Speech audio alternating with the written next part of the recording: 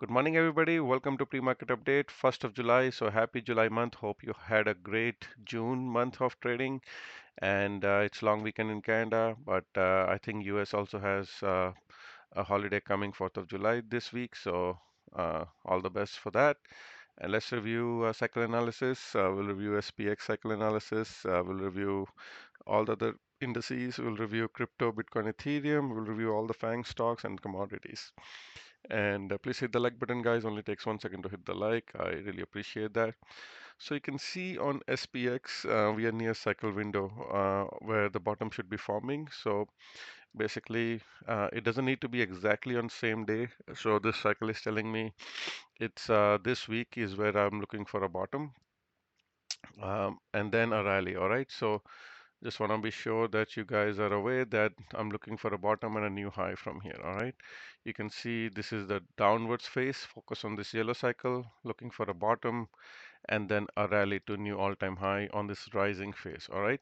So keep that in mind and look to buy opportunities to buy this dip, right? Some of the good stocks which we can review, like all the chip stocks, have significantly dumped on this rally, and you should be looking to buy those and look for this bounce which will be coming later on, a nice rally to new all-time highs. Okay, so if you missed the move, you can see I was expecting a decline. They rather kept it flat, like a flag. Okay, instead of declining down like here, they kept it straight here. So it's the same thing. They're just killing time, going nowhere. Price action is going nowhere, just going flat, killing time. Um, and that's the other way of getting a correction. So on a Friday, we had a decline. We got a rejection, touched new high, and then immediately declined. Price closed below this green line, which is 10 moving average. We really want to see today price going above this 10 moving average to know that this flat decline is over and we're going towards new high. If not, then we will come back down. There's this still gap is not filled. If I go to SPY, this gap is at 537, still not filled. So let's see, from where we closed on Friday to that gap is around 1.29%. So SPY going 1.29% in one day is not easy.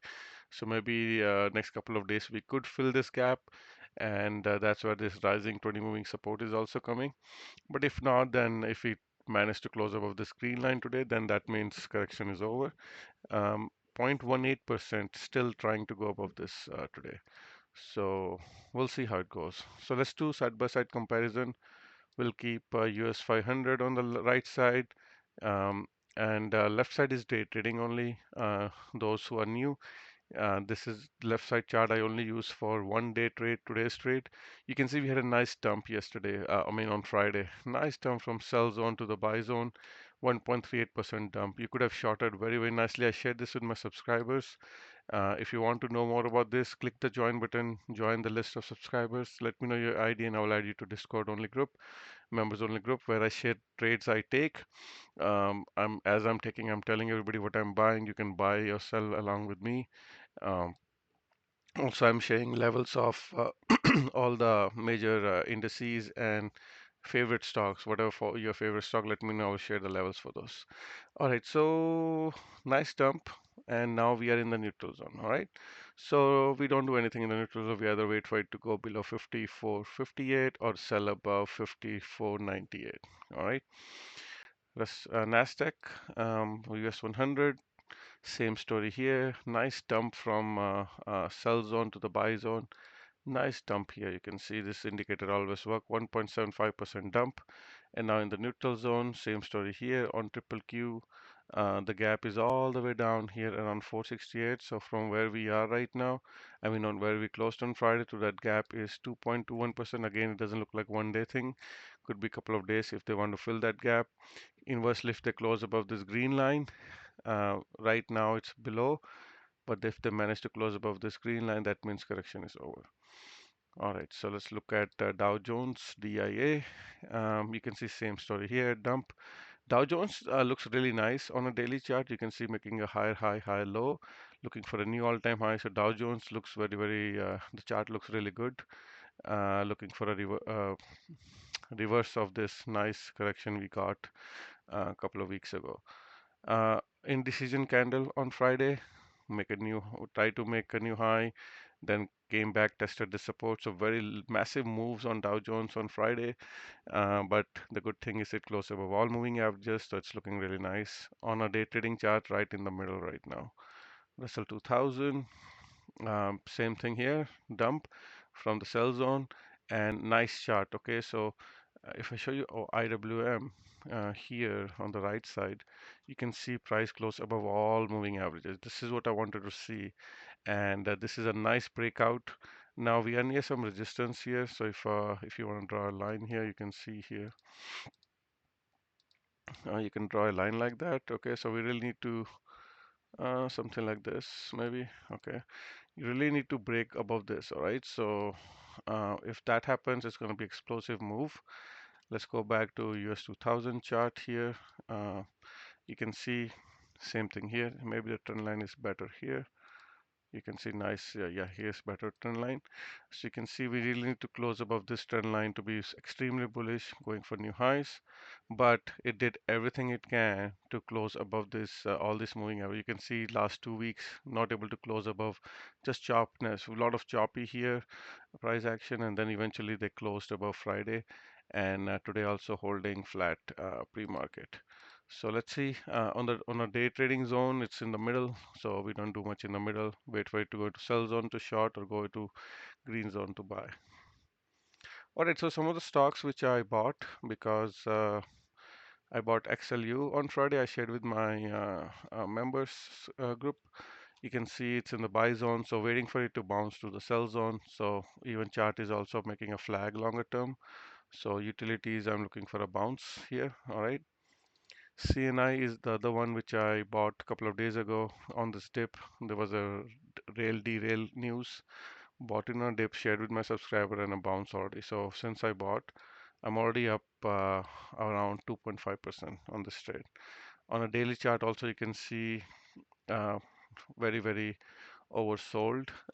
So looking for a bounce at least to maybe this 200 EMA SMA 121.52. So that bounce could take me around 3% profit. All right, so let's see how it goes.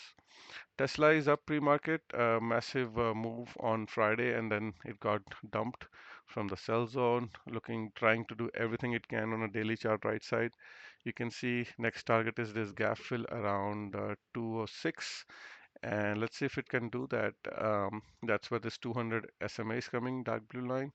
So from where it is, it closed on Friday to that. That's around 4.5%. Tesla can do that in one day. Let's see. So all these yellow lines are the gaps to fill to the upside. You can take a screenshot of this. Also, it's a big inverse head and shoulder pattern on a longer term time frame, which target is towards this trend line. Okay, so I'm looking for around 230s at some point, at least to touch this trend line. This is a big consolidation, couple of weeks to a month, and eventually it's breaking out. So it's going to be a very explosive move. All right, so let's look at Bitcoin. Nice pump over the weekend, just kept pumping. This, I don't know what happened, just boomed here on Sunday night, and now just in the sell zone.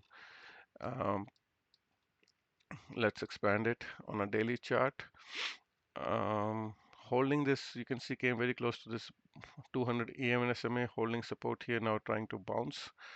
If I go to hourly chart, let's see futures. Was there any gap? You can see massive gap up. So this gap, we got to be careful. At some point, they will come back to fill this gap.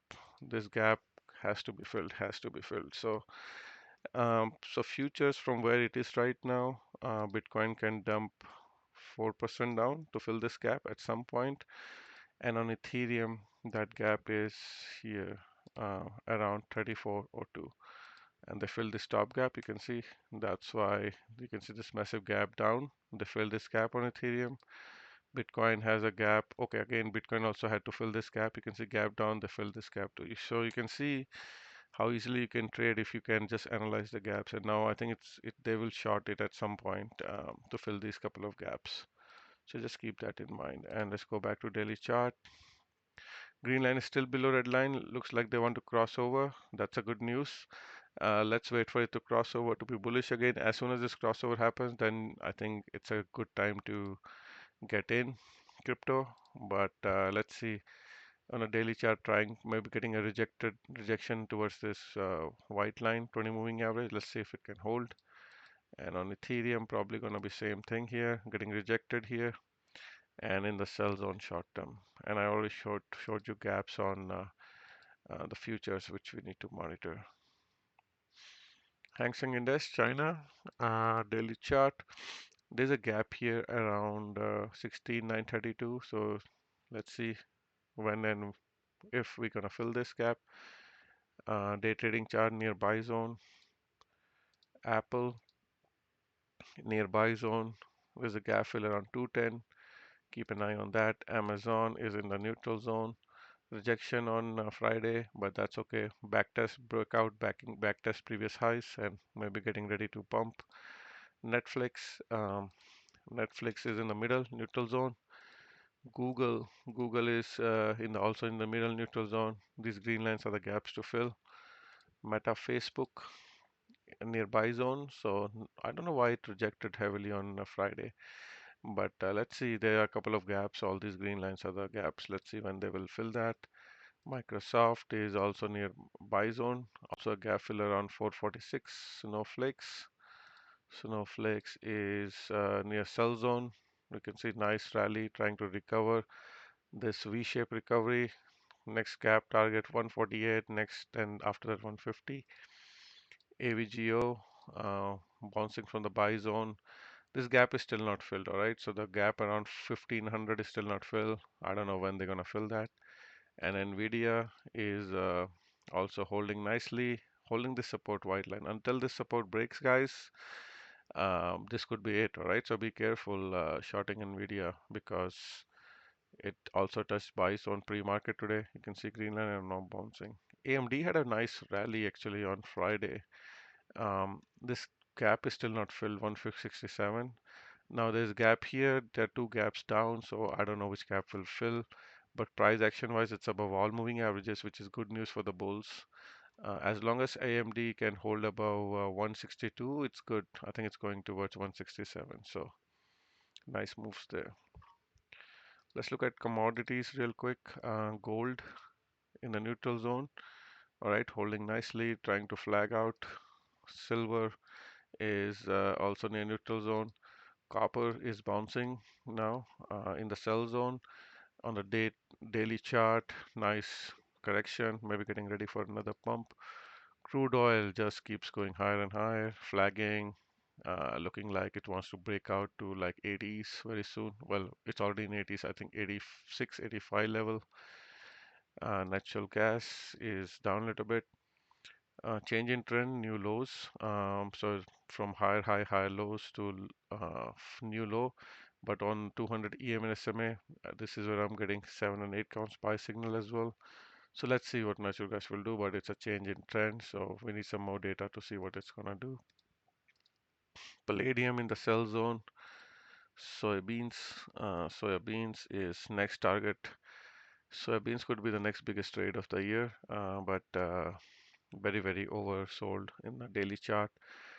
RSI going higher high, PPO going higher high, so momentum is increasing while it's going down. So that's a good news that a change in shift could be coming.